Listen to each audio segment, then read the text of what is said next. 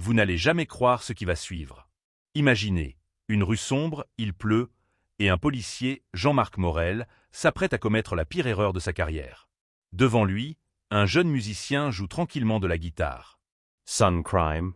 Osez gratter 3 accords, après 22 heures. Morel hurl. Tu te crois où? À un festival. Le jeune baisse les yeux, tremble. Et c'est là que l'impensable arrive. Un homme surgit du néant. Maigre, manteau sombre, yeux qui avalent la lumière.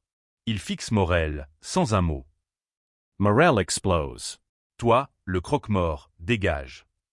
L'inconnu ne bouge pas. Alors Morel le pousse violemment. La tête de l'homme percute un mur. Bam. Il s'effondre, puis murmure quelque chose. Quelque chose que Morel ne comprend pas encore. Ce soir-là, Morel a déclenché une force qui allait le briser. Les jours suivants, tout dérape. Ses clés de voiture disparaissent, puis réapparaissent dans son frigo. Son uniforme est retrouvé dans la baignoire, couvert d'une terre froide, qui sent le cimetière. Les collègues rient jaune. Lui commence à perdre pied. Chaque nuit, les murs vibrent de coups sourds. Personne d'autre n'entend. Des objets bougent seuls. Une chaise, un livre, une lampe qui s'allume sans raison. Morel perd le sommeil et la raison. Un soir, sa radio de service grésille.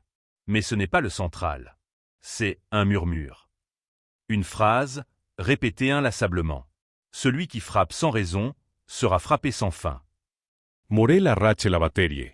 La radio continue de parler. Les voix semblent sortir des murs. Des ombres glissent derrière lui. Il voit le visage de l'homme maigre dans chaque reflet. Les vitrines, les pare-brises, même les yeux de ceux qui lui parlent. Au commissariat, Morel hurle sur tout le monde. Il devient incontrôlable. On le suspend. On lui retire son arme, son insigne. Il est renvoyé chez lui. Seul. Piégé avec la présence qui le suit désormais partout. Morel finit par craquer. En plein salon, il hurle. « Montre-toi !» Viens te battre. Il détruit tout. Les murs, les coussins, la table basse. Mais rien n'apparaît. Essoufflé, il se réfugie dans la salle de bain. Il s'appuie sur le lavabo et lève les yeux vers le miroir. Ce qu'il voit n'est pas lui. Son reflet se creuse, pâlit. Les yeux deviennent noirs. Le visage change. Lentament. Dans le miroir, c'est l'homme maigre. Celui qui l'a frappé. Le reflet sourit et dit d'une voix glaçante. « Tu vois maintenant, je suis ta conscience. Et tu ne pourras plus jamais fuir ce que tu as fait. » Morel hurle et fracasse le miroir. Le verre explose. Sur le sol. Dans chaque éclat brillant.